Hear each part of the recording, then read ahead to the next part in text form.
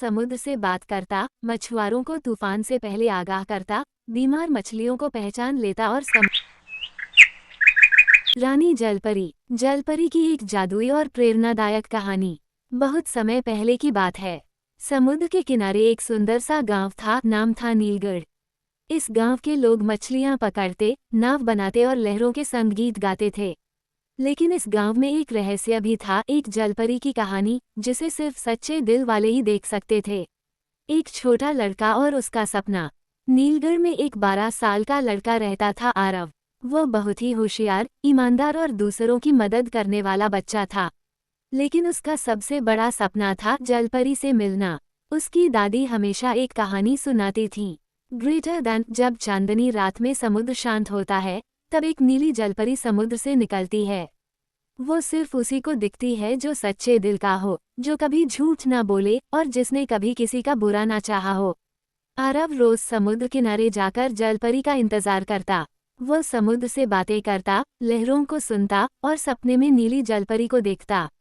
लहर। एक तूफानी रात। एक दिन गांव में भयंकर तूफान आया।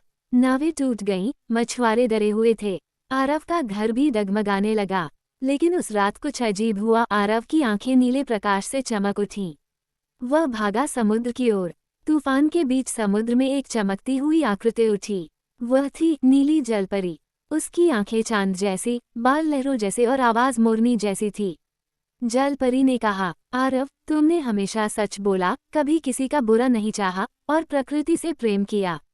इसलिए मैं तुम्हारे सामने आई हूँ। 3 उपहार। जलपरी ने आरव को 3 उपहार दिए। 1. सुनहरी सीपी जिससे आरव समुद्र की भाषा समझ सकता था। 2. नीला मोती जो संकट के समय प्रकाश बनकर रास्ता दिखाता था। 3. सजग दिल जो बुरे लोगों की पहचान कर सकता था। जलपरी ने उसे चेतावनी भी दी, इन उपहारों का इस्तेमाल सिर्फ दूसरों की भलाई के लिए करना, नहीं तो सब कुछ खो बैठोगे। आरव ने वादा किया और जलपरी फिर लहरों में खो गई। पौधा बदलाव की शुरुआत। उसके बाद आरव गांव के लिए वरदान बन गया। वह समुद्र से बात करता, मछुआरों को तूफान से पहले आगाह करता, बीमार मछलियों को पहचान लेता और समुद्र को गंदा होने से रोकता। गांव वाले उसे समुद्र का बेटा कहने लगे। अंतिम परीक्षा। एक दिन एक लालची व्यापारी गांव में आया। उसने सुना कि आरव के पास चमत्कारी उपहार हैं। उसने आरव को पैसे का लालच दिया ताकि वह सीपी और मोती उसे दे दे। आरव ने मना कर दिया। व्यापारी ने गुस्से में गांव को बर्बाद करने की धमकी दी। अगले दिन उसने जहर मिलाकर समुद्र को गंदा करना शुरू किया। आरव समुद्र किनारे दौड़ा और जलपरी को पुकारा, नीली रानी, तुम्हारी दुनिया संकट में है, मुझे राह दिखाओ।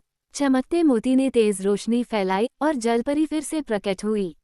उसने कहा, तुमने अपना वादा निभाया आरव, अब समय है कि तुम मेरी जगह लो। मुकुट समाप्ति। एक नया अध्याय। जलपरी ने आरव को अपने साथ समुद्र के भीतर ले लिया। वहाँ एक जादुई शहर था, नीली नगरी, जहाँ मछलियाँ, जलपरी और समुद्री जीव एक साथ रहते थे। जलपरी ने आरव को समुद्र संरक्षक का नाम दिया।